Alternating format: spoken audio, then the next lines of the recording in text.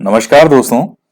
देखिए मित्रों, आज हम माध्यमिक शिक्षा बोर्ड की जो 9th क्लास की पुस्तक है उसमें एक महत्वपूर्ण चैप्टर है राजनीति विज्ञान का, पॉलिटी से संबंधित भारत में राजनीतिक विकास।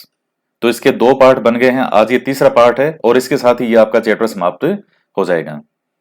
तो इससे पहले, और ये काफी महत्वपूर्ण चैप्टर चल रहा है, इससे पहले जो लास्ट क्लास थी उसमें से आपसे एक क्वेश्चन पूछा था कि रियासती विभाग की स्थापना कब होती है। सभी विद्यार्थियों ने सही जवाब दिया था 5 जुलाई 1947 को। सरदार वल्लभ भाई पटेल को अध्यक्ष बनाया गया और जो वीपी मेनन है वो इनके सचिव बनाए गए।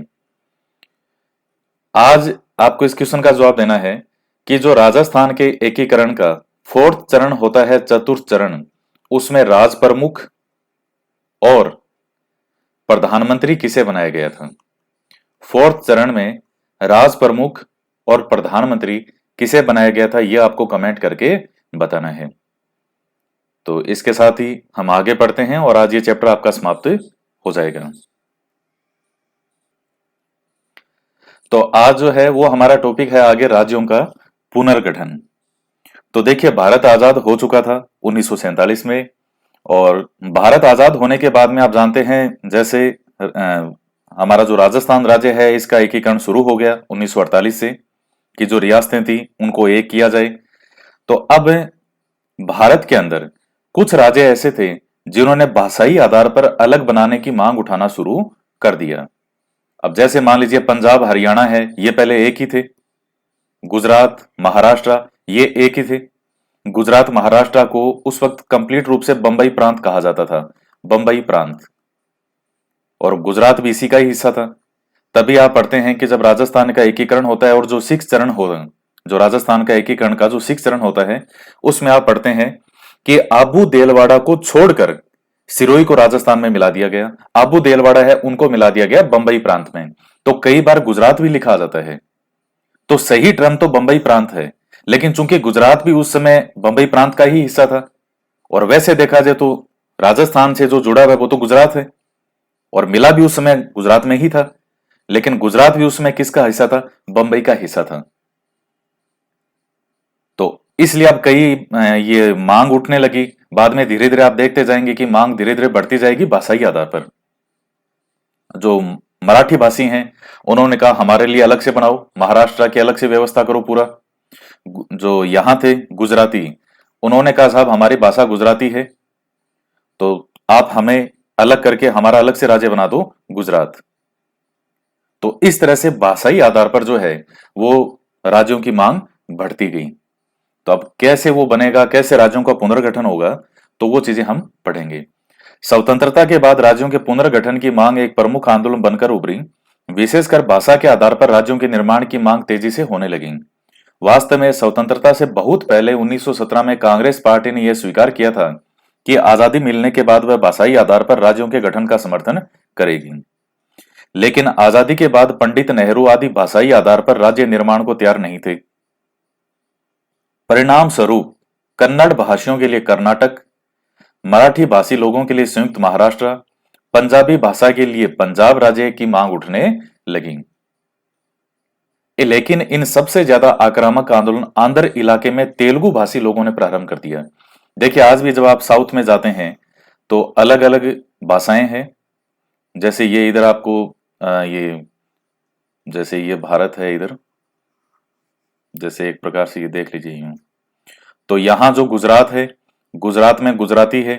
महाराष्ट्र जो है इतना विशालकाय, महाराष्ट्र में मराठी बोली जाती है। फिर उसके बाद में बाकी जो कर्नाटक राज्य है, केरल है, तमिलनाडु है, आंध्र प्रदेश है, तेलंगाना है, ये तो बाद में बना है राज्य अलग। पहले आंध्र प्रदेश और तेलंगाना दोनों एक ही थे। फिर ये उड़ीसा है। तो सबकी अपनी अलग अलग भाषा है। आसपास के जैसे ये यूपीर, एमपीर, ये क्षेत्र हैं, हालांकि लोकल भाषा अलग है लेकिन फिर भी हिंदी भाषी प्रदेश में माने जाते हैं ये वाले। हरियाणा और ये इस तरफ के जो हैं ये हिंदी भाषी प्रदेशों में माने जाते हैं। हालांकि वो हरियाणवी बोलते हैं, पंजाबी जो पंजाब के पंजाबी बोलते हैं, लेकिन एक प्रकार से ऊपर वाले जो हैं इस तरफ के जो हैं ये हिंदी भाषी हैं। लेकिन यहाँ साउथ में बिल्कुल अलग भाषा है। गुजरात में गुजराती बोलेंगे, महाराष्ट्र में मराठी बोलेंगे, कर्नाटक में कन्नड़, और केरल की भाषा है मलयालम, तमिलनाडु वालों की है तमिली, आंध्र प्रदेश की है तेलुगु। तो उड़ीसा वालों की उड़िया भाषा, तो सबकी भाषा है। तो आंध्र इलाके में तेलुगु भाषी लोगों ने आंदोलन प्रारंभ कर दिया।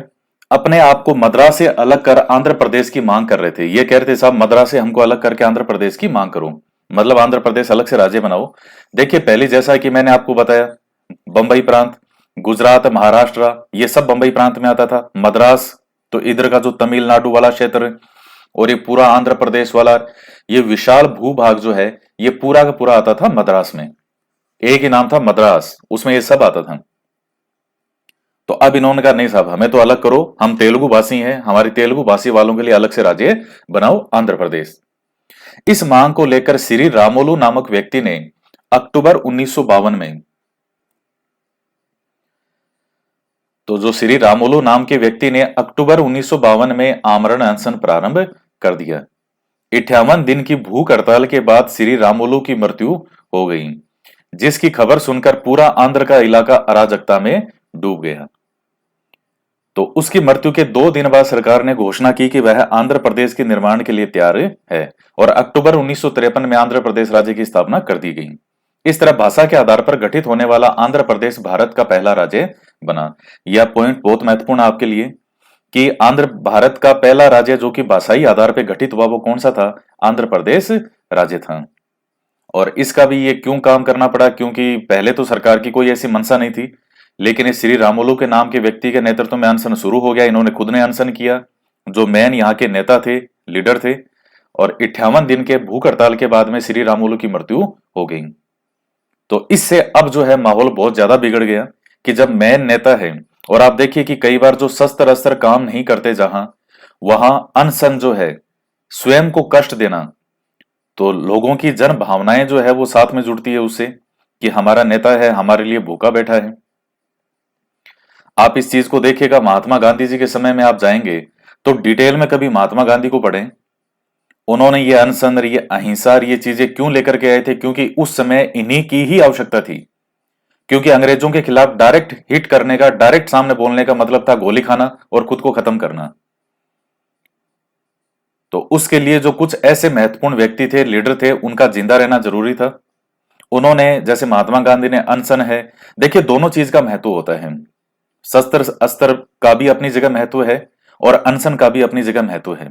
जहां अनशन काम आता है, अब जैसे मान लीजिए, अब एक फिल्म आई थी, किक फिल्म आई थी, वो सलमान खान वाली थी। तो उसमें जो हीरोइन होती है, वो उससे, वो एक्टर होता है, हरियाणा वाला ही एक्टर था, रणदीप हुड्डा। तो वो उसका पिता कहता है कि नहीं नहीं, तुझे एक बार तू, जो लड़का आ रहा है, तू मिल तो ले उससे एक बार। वो मना करती है, नहीं नहीं मैं नहीं मिलूंगी डैड, मैंने मना कर दिया आपको, ये वो। तो फिर पिताजी आंसू बहाते हैं, और तुम्हें नहीं पता ये वो। तो फिर बेटी कहती है, नहीं नहीं ठीक है पापा, आप जो कह रहे हो मैं कर लूंगी, मिल लूंगी एक बार। फिर उसके बाद में जो उसका फादर होता है, वो हंसते हुए कहता है, इतनी भाषाएं जानता हूं, और 13-14 भाषाएं जानता हूं, और इतनी तरह की सब चीजें जानता हूं, लेकिन ये आंसू वाला जो तरीका है, ये आज तक मेरा कभी फेल नहीं हुआ। तो कई बार आदमी भावनात्मक रूप से, इमोशनल रूप से जो है, वो जो है काम हो जाते हैं। तो हर चीज का अपना महत्व होता है। यहाँ अनशन का अपना महत्व था, लेकिन इनकी मृत्यु के बाद में जनता जो है, अब वहां पूरी तरह से अराजकता फैल गई, यानी हिंसा की स्थिति हो गई। तो फिर सरकार को ये करना पड़ा कि वह आंध्र प्रदेश के निर्माण के लिए तैयार है। और ये नाराज होने वाला, जो घरों में आप देखते हैं कि महिलाएं रूस जाती है कई बार, साहब मैं तो रूस गया हूं। पहले आप देखते हैं कि को भवन होते थे राजाओं के समय, रानियां राजा से जब नाराज होती थी तो फिर को भवन में चली जाती थी, और कई कई दिनों तक नहीं आती थी बाहर, यानी बात नहीं करती थी वो राजा से। तो फिर राजा को फील होता था, एहसास होता, नहीं नहीं मैंने गलत बोल दिया, मुझे ऐसा नहीं बोलना चाहिए था। फिर वो कहेगा, ओके सॉरी रानी साहिबा, माफ करो, का आगे से कभी बोलेगा ऐसे? कर नहीं बोलूंगा। ओके फिर से सॉरी बोलो, क्या सॉरी, ठीक है आगे से ध्यान रखना। तो ये रूसने वाला तरीका, नाराज होने वाला तरीका, ये देखिए आप जो कभी उसमें पढ़िएगा, स्वयं को कष्ट पहुंचा करके। मुन्ना भाई एमबीबीएस, वो लगे रहो मुन्ना भाई करके फिल्म आई थी, उसमें सत्याग्रह, मैं ये जो अनशन की बात आई है, तब मैं आपको ये चीज बता रहा हूं कि ये तरीके, सत्याग्रह का तरीका होता है, जैसे इसमें अनशन वगैरह। सत्याग्रह क्या होता है? स्वयं को कष्ट पहुंचा करके विरोधी का जो मन है उसको परिवर्तित करना। तो इसमें बहुत ताकत होती है, लेकिन वो हाथों हाथ नहीं मिलती। हालांकि इसके भी अलग अलग पहलू होते हैं। अब कोई ऐसा नहीं कि किसी ने आपको पकड़ के आपके गाल पे 4 थप्पड़ मार दिए, तो फिर ऐसा थोड़ी है कि आप अनशन की मैं तो स्वयं को कष्ट पहुंचाऊंगा, नहीं नहीं तुम मुझे और मारो। वो एक अलग कंडीशन होती है। हर चीज का निर्धारण, हर चीज की व्याख्या समय और परिस्थितियों के अनुसार होती है। कोई नियम वहां वो ऐसे नहीं होता कि एक चीज अनशन वाला है तो हर जगह ही वो तरीका कारगर होगा। जब भारत छोड़ो आंदोलन के बाद में, जब गांधी जी ने नारा दिया था करो या मरो, और भारत छोड़ो आंदोलन के बाद में सरकार, जो अंग्रेज सरकार थी, उसने हमारे सभी महत्वपूर्ण नेताओं को जेल में भर दिया था। वहां भी गांधी जी ने अनशन शुरू कर दिया था। लेकिन जब गांधी जी को यह एहसास हो गया कि अब इनके अनशन का प्रभाव नहीं हो रहा है, गांधी जी ने फटाफट अनशन वहीं खत्म कर दिया। ये होता है, पहले अनशन किए गांधी जी ने, इतने जबरदस्त प्रभाव है। इस अनशन के बल पे गांधी जी ने बहुत से आंदोलन सफल करवाए। लोगों की मांगे हैं उनको मनवाया इस अंग्रेज सरकार से, जो भारतीयों को सामने बैठा के बात करना ही अपनी बेइज्जती समझती थी, उनसे मांगे मनवाई। लेकिन जब वहां गांधी जी को लगा कि नहीं, अब तो कोई ऐसी महत्वपूर्ण बात नहीं हो रही है, मेरी कोई सुनवाई नहीं होगी, ना मेरे अनशन पर कोई ध्यान ही नहीं दे रहा, तो गांधी जी ने अनशन वहीं खत्म कर दिया था। 1942 के बाद की बात बता रहा हूं मैं अभी। तो हर चीज समय काल परिस्थितियों के अनुसार होती है। अक्टूबर 1953 में आंध्र प्रदेश राज्य की स्थापना कर दी गई और यह पहला राज्य बना भाषाई आधार पर। इसके बाद देश के विभिन्न हिस्सों से राज्य निर्माण की मांग बलवती होती गई। अतः भारत सरकार ने 1953 ईस्वी में राज्य पुनर्गठन आयोग का गठन किया गया। तो ये राज्य पुनर्गठन आयोग बना। जस्टिस फजल अली को आयोग का अध्यक्ष और के एम पणिकर और एच एन कुंजरू को इसका सदस्य बनाया गया।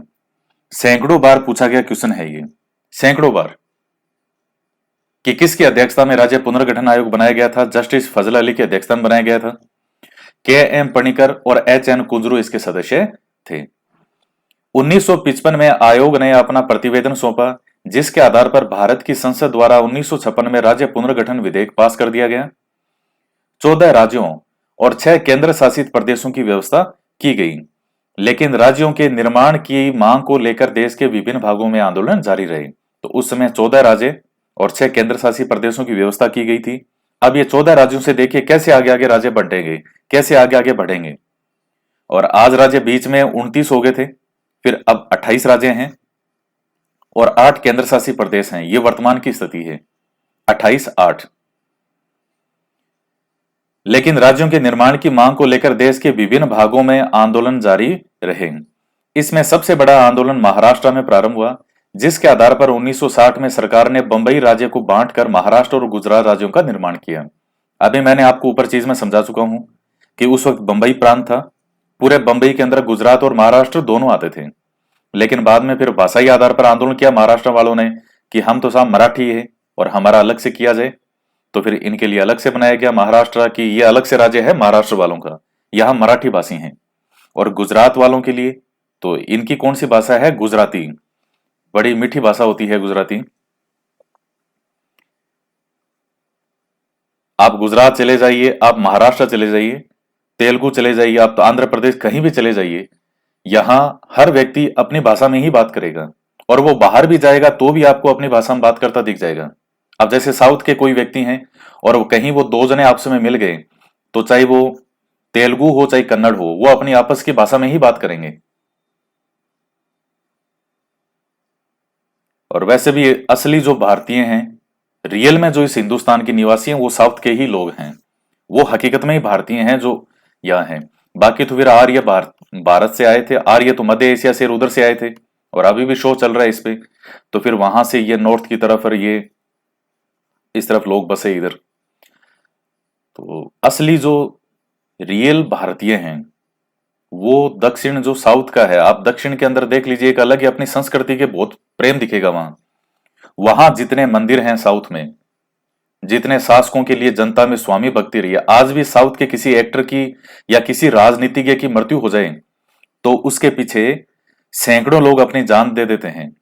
और अपने यहां कोई नेता मर जाए तो कहते हैं कि बढ़िया बात, लार छुट्टी मरे हो, इसने बहुत खून पिया लोगों को। ये चीज क्यों है? वहां के नेता भी अपनी जनता के लिए जान देने वाले हैं और जनता भी अपने नेता के लिए जान देती है। वो एक बड़ा जबरदस्त प्रेम है। साउथ को भी बहुत अलग से जानने की आवश्यकता है, बहुत कुछ इसके बारे में पढ़ने की और इसकी संस्कृति को जानने की आवश्यकता है। वहां के लोगों को अपनी भाषा से इतना प्रेम है। मैंने राजस्थान के अंदर देखा है, राजस्थानियों को, यानी जो राजस्थान में रहते हैं, इनको अपनी भाषा से प्रेम ही नहीं है। राजस्थानी के अंदर कोई बात करता हुआ दिख जाएगा तो कहेंगे कि ये तो आड़ू है, यानी ये तो मूर्ख है, ये तो देखो राजस्थानी बोल रहा है। कैसी विडंबना है, कैसी लोगों की मानसिकता है। तो ये चीजें हैं। तो साउथ के लोगों को अपने नेताओं से, अपने फिल्म जो एक्ट्रेस हैं, जो एक्टर हैं, उनके उनसे बहुत लगाव होता है वो।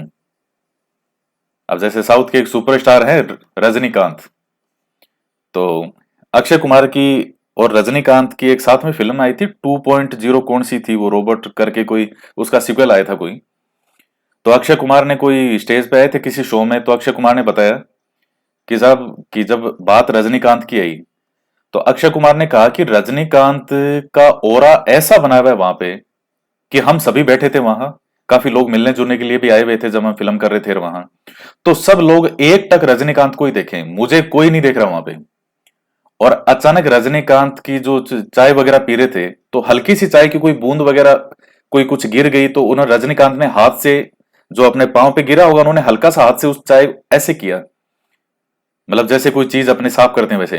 तो सबने कहा अरे वाह, अरे क्या स्टाइल, मतलब का इतना ओरा है उस आदमी का कि हमको कोई नहीं पूछता वहां पे। मतलब कितना खतरनाक उनका क्रेज होता है, रजनीकांत रजनीकांत। ये केवल एक एक्टर की बात नहीं है, वहां एक साउथ में एक अलग ही चीज है। इस क्षेत्र में मुख्यतः जनजाति समुदाय के, इसके बाद भारत के पूर्वोत्तर क्षेत्र, ये जो इस तरफ वाला पूर्व वाला जो हिस्सा है, तो पुनर्गठन का सवाल पैदा हुआ, जहां इस क्षेत्र में मुख्यतः जनजाति समुदाय के लोग रहते हैं, जहां ईसाई मिशनरी सक्रिय हो गए। इसके परिणाम स्वरूप इस क्षेत्र में अनेक अलगाववादी गतिविधियां प्रारंभ होने लगी, जिसमें नागा जनजाति का आंदोलन महत्वपूर्ण है, जो फिजो के नेतृत्व में प्रारंभ हुआ। नागा जनजाति, नागालैंड राज्य इस तरफ है, जो फिजो के नेतृत्व में शुरू हुआ। और 1963 में नागाओं के लिए नागालैंड अस्तित्व में आया। इस तरह की समस्या पूर्वोत्तर के मिजो स्वायत्त क्षेत्र में प्रारंभ हुई, जहां लाल डेंगा के नेतृत्व में मिजो नेशनल फ्रंट का गठन कर अलगाववादी आंदोलन प्रारंभ हुआ। एक समझौते के द्वारा इस समस्या का अंत भी किया गया और 1987 में मिजोरम नामक एक नए राज्य का गठन किया गया। तो वहां जो मिजो क्षेत्र के लिए मांग की लोगों ने कि साहब हमारा अलग से मिजोरम बनाया जाए, जो मिजो लोग थे तो मिजोरम बनाया गया, नागा लोगों के लिए नागालैंड बनाया गया। और आज भी एक ये नाम आप ध्यान में रखना, ये जो पूर्वोत्तर लिखा आता है और एक आता है पूर्वी राज्य, ये आपको कंफ्यूज करेंगे। पूर्वी राज्य और पूर्वोत्तर राज्य, पूर्वी राज्यों के अंदर तो जो हमारे राजस्थान से पूर्व के जो राज्य हैं, ये जैसे भारत है, और ये इधर जो ये बाकी जो 7 बहनें जिनको 7 सिस्टर कहते हैं, ये असम, ये अरुणाचल, ये सब जो आते हैं इसमें, तो ये जो 7 बहनें वाला है, इसको तो कहते हैं पूर्वोत्तर, यानी पूर्वी उत्तर, उत्तर पूर्व, उत्तर, और ये पूर्व है, तो ये हो गया उत्तर पूर्व। तो ये 7 सिस्टर जिनको कहा जाता है, ये तो है पूर्वोत्तर में। और पूर्वी राज्य तो फिर हमारे राजस्थान के पूर्व के जो राज्य है, राजस्थान पश्चिम में इधर पड़ेगा, और पूर्व और ये पूर्वी राज्यों में फिर ये जैसे यूपी है, बिहार, ये जो बाकी जैसे उड़ीसा, ये राज्य जो हैं, ये वेस्ट बंगाल वगैरह, ये आते हैं पूर्वी राज्यों में। और पूर्वोत्तर तो उसमें ये 7 सिस्टर वाला जो पार्ट है ये आता है। 7 सिस्टर का भी वो कई बार पूछ लेता है कि निम्नलिखित में से कौन सा 7 सिस्टर नहीं है।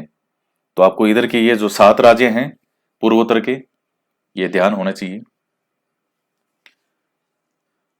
तो 1987 में मिजोरम नामक एक नए राज्य का गठन किया गया। 1987 में ही अरुणाचल प्रदेश और गोवा को भी केंद्र शासित राज्यों में पूर्ण राज्य बनाया गया। तो पहले ये केंद्र शासित राज्य के रूप में इनको बनाया गया था, बाद में इनको पूर्ण राज्य का दर्जा दे दिया गया। इससे पूर्व 1972 में मेघालय को अलग राज्य बनाया गया। मणिपुर, त्रिपुरा और अरुणाचल प्रदेश को पूर्ण राज्य का दर्जा दे दिया गया। तो इस प्रकार से जैसे कुछ पहले जिनको है यूटी बना दिया गया था, बाद में जब लगा कि अब ये राज्य के रूप में चल सकते हैं, तो फिर उनको वो बना दिया गया। अभी जैसे जम्मू कश्मीर है, तो जे एंड के जो है उसे 2 भागों में बांट के यूटी बना दिया गया। और भविष्य के अंदर आप देख लीजिएगा कि जब भविष्य में लगेगा कि अब वास्तव में शांति व्यवस्था पूरी तरह से बहाल है, तो हो सकता है कि इन दो जो यूटी बनाए गए हैं, लद्दाख और जे एंड के, इनको वापस पूर्ण राज्य का दर्जा दे दिया जाए और वही आपको फिर विधानसभा वो सारी चीजें वापस देखने को मिले। अभी तो यूटी आवश्यकता थी, तो इसलिए इनको यूटी बना दिया गया, केंद्र शासित प्रदेश। भविष्य में जब लगेगा तो फिर इनको वापस भी बनाया जा सकता है। तो इस प्रकार से ये राज्य बनते गए। पंजाबी भाषी लोगों के लिए अलग पंजाब की मांग मास्टर तारा सिंह के नेतृत्व में लंबे समय से जारी की गई। अंततः 1966 में पंजाब का पुनर्गठन कर हरियाणा राज्य का गठन किया गया और चंडीगढ़ को केंद्र शासित प्रदेश प्रांत बनाकर पंजाब और हरियाणा दोनों की राजधानी बना दिया गया। तो अब जैसे पंजाब और हरियाणा दो राज्य बना दिए गए, अलग कर दिया गया, लेकिन जो चंडीगढ़ है वो इन दोनों का केंद्र शासित प्रदेश बना दिया गया। और आप देखेंगे हाईकोर्ट वगैरह, ये जो सारा इनका शासन प्रकार एक प्रकार से है वो चंडीगढ़ से संचालित होता है। और चंडीगढ़ तो बहुत ज्यादा डेवलप है, नक्शे पर बना हुआ है पूरा। तो चंडीगढ़ को केंद्र शासित प्रदेश बना दिया गया और पंजाब और हरियाणा दोनों की राजधानी बनाया गया। पहाड़ी क्षेत्र हिमाचल प्रदेश को संघ शासित क्षेत्र बनाया गया, जिसे 1971 में राज्य का दर्जा दिया गया। तो पहले इसे भी ये बनाया गया था संघ शासित प्रदेश, बाद में इसको भी राज्य का दर्जा दिया गया। सिक्किम में 1975 तक राजशाही चोंग्याल का शासन था। जनमत द्वारा सिक्किम ने भारत में विलय की इच्छा प्रकट की। मैं आपको पहले ही बता चुका हूं, भारत की बात ही ऐसी है, क्योंकि भारत के अंदर कोई भी मिल करके अपने आप को सुरक्षित महसूस करेगा। ये हिंदुस्तान की मिट्टी की बात ही ऐसी है। तो जनमत जो है वो चाहे राजा कुछ भी कहे, जनता भारत की तरफ ही आना चाहती थी। आप यहां भी देख लीजिए, जब राजस्थान का भी एकीकरण होता है, चाहे वहां की बात हो और चाहे भारत के स्तर पे हो, तो जनता जो है वो हमेशा इसी हिंदुस्तान में मिलना चाहती है कि साहब हम तो भारत में मिलेंगे। तो जनमत द्वारा सिक्किम ने भारत में विलय की इच्छा प्रकट की, जिसके परिणाम स्वरूप 36वें संविधान संशोधन 1975 द्वारा सिक्किम को राज्य बनाया गया। सन 2000 में मध्य प्रदेश से अलग कर छत्तीसगढ़, यूपी से अलग कर उत्तराखंड और बिहार से अलग कर झारखंड राज्य की स्थापना की गई। तो ये 2000 में तीन नए राज्य बने थे अलग हो के। किससे? यूपी से तो बनाया उत्तराखंड, और बिहार से बनाया झारखंड, और एमपी से बनाया छत्तीसगढ़। और उसी समय जब एमपी से छत्तीसगढ़ को अलग किया था, ये मैप में देखिए, ये यूपी दिख रहा है आपको ऊपर, इसी यूपी से ये उत्तराखंड अलग किया गया था। ये उत्तरांचल कहते थे, फिर ये उत्तराखंड बन गया यूके। तो कभी आपको कोई कहे कि मैं यूके घूम के आया हूं, तो उसका सीधा सा मतलब यूनाइटेड किंगडम मत समझ लेना। उसको पूछना भैया कौन सा यूके, भारत वाला वहां वाला? कहेगा नहीं भारत वाला, यानी उत्तराखंड, ना कि यूनाइटेड किंगडम। तो उत्तराखंड बना, और यहां ये बिहार है। तो इस बिहार से ये देखिए, बिहार के लमसम बराबर एरिया ही है, और ये झारखंड जो है राज्य, ये अलग कर दिया गया। किससे? बिहार से। और यहां ये एमपी है। तो आप देखिए कितना विशालकाय था पहले, जो एमपी का हिस्सा आप देख रहे हैं इस प्रकार से। ये पूरा छत्तीसगढ़ वाला भाग, ये पूरा का पूरा ये था एक। तो 2000 से पहले जब मध्य प्रदेश से छत्तीसगढ़ अलग होगा, उससे पहले हमारे राजस्थान का क्षेत्रफल में पहला स्थान नहीं था। लेकिन ज्यों ही 2000 में ये अलग हो गया छत्तीसगढ़, ये अलग हुआ और अब राजस्थान से छोटा पड़ गया एमपी, और राजस्थान का क्षेत्रफल में पूरे भारत में अलग जो है नंबर 1 हो गया। तो 2000 से राजस्थान जो है वो क्षेत्रफल में पूरे भारत में नंबर 1 है। और राजस्थान का मैप भी देखिए कितना सुंदर है। पूरे विश्व में सबसे सुंदर नक्शा भारत का है, और भारत में सबसे सुंदर नक्शा जो मुझे लगता है वो राजस्थान का लगता है। इसलिए नहीं कि मैं राजस्थान कहूं, वास्तव में राजस्थान का आप मैप देखेंगे कितना सुंदर तरीके से बना हुआ है। बाकी सबको अपना राज्य है अच्छा ही लगता है। जो नागालैंड वाला है वो कहेगा मेरे वाला सबसे अच्छा है। झारखंड के लिए स्वतंत्रता के बाद से ही निरंतर आंदोलन चल रहा था। आंध्र प्रदेश राज्य से अलग तेलंगाना राज्य की मांग भी लंबे समय से जारी थी, जिसके बाद में उग्र और हिंसक रूप प्राप्त कर लिया। अंततः 2014 में आंध्र प्रदेश से अलग नए तेलंगाना राज्य की स्थापना की गई। इस तरह वर्तमान में भारत में 29 राज्य और 7 केंद्र शासित प्रदेश हैं, लेकिन देश के विभिन्न भागों में नए राज्यों की मांग आज भी अनवरत रूप से जारी है। तो अब वर्तमान में अब ये 29 वाला आंकड़ा फिर बदल गया है। आप जानते हैं 29 राज्य थे, 7 केंद्र शासित। जब जम्मू कश्मीर को 2 यूटी में बनाया गया तो राज्य कम हो गया और वो यूटी में बदल गया, तो 28 राज्य और 9 केंद्र शासित प्रदेश हो गए थे। लेकिन बाद में फिर ये दमन दीव और ये और जो ये दादर नागर वाला ये जो है, तो इनको एक ही कर दिया गया।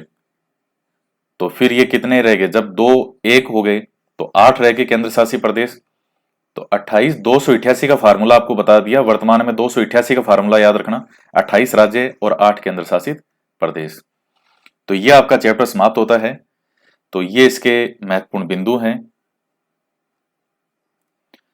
तो अब हम जो है इसके वस्तुनिष्ठ प्रश्न है वो देख लेते हैं।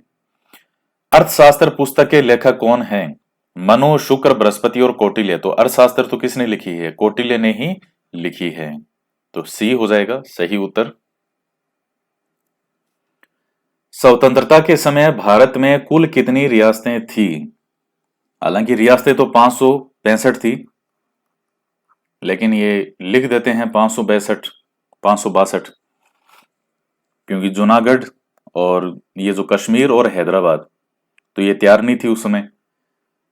तो कुल रियासतें तो 565 थी, लेकिन उस समय फिर 562 लिख देते हैं, तो इसमें तो 562 होगा। तो सही उत्तर ये हो जाएगा 562। स्वतंत्रता के समय राजस्थान में कुल कितनी रियासतें थी? तो कितनी रियासतें थी बताइएगा। 29 है, 19 है, 11 है, 15 है। तो सही उत्तर इसका होगा 19। 19 रियासतें थी और 3 ठिकाने थे, और एक था केंद्र शासित प्रदेश यानी चीफशिप। राष्ट्रीय एकीकरण में सबसे महत्वपूर्ण भूमिका किसकी रही? Pandit Jawaharlal Nehru, doctor Rajendra Prasad, doctor Ambedkar, Sardar Patel. तो रियासती विभाग किनको सौंपा गया था? लोहा पुरुष किनको कहा जाता है? तो सरदार वल्लभ भाई पटेल। गोवा का भारत में विलय किस वर्ष हुआ था? क्या होगा सही उत्तर? 55, 60, 61, 65। सही उत्तर हो जाएगा 1961 में। तो ये आपका चैप्टर जो है ये कंप्लीट होता है, और बाकी वन लाइनर क्वेश्चन है तो उनको आप ही सोल्व कीजिएगा। मनुस्मृति के लेखक कौन है? स्वतंत्रता के समय कश्मीर के राजा कौन थे? हैदराबाद का भारत में विलय कब हुआ? राज्य पुनर्गठन आयोग के अध्यक्ष कौन थे? भाषाई आधार पर पहला राज्य कौन बना? तो ये तो एक एक वर्ड के क्वेश्चन हैं, तो इनका जवाब जो है वो कमेंट करके बताइएगा कि इनका क्या सही उत्तर होगा। नेक्स्ट जो आपका चैप्टर आएगा वो बहुत ज्यादा महत्वपूर्ण है, भारत का संविधान। तो बहुत महत्वपूर्ण चैप्टर है, अच्छे से देखेंगे इसको। तो आज की क्लास में इतना ही, और वीडियो को लाइक जरूर कीजिएगा, ज्यादा से ज्यादा शेयर भी करें।